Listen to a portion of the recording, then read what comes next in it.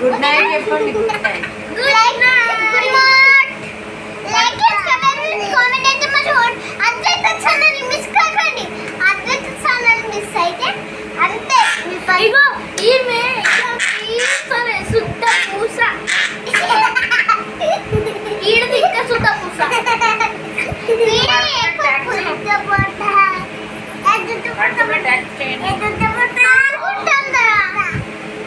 చిన్న కళ్ళు పూసుకో, కళ్ళు పూసుకో.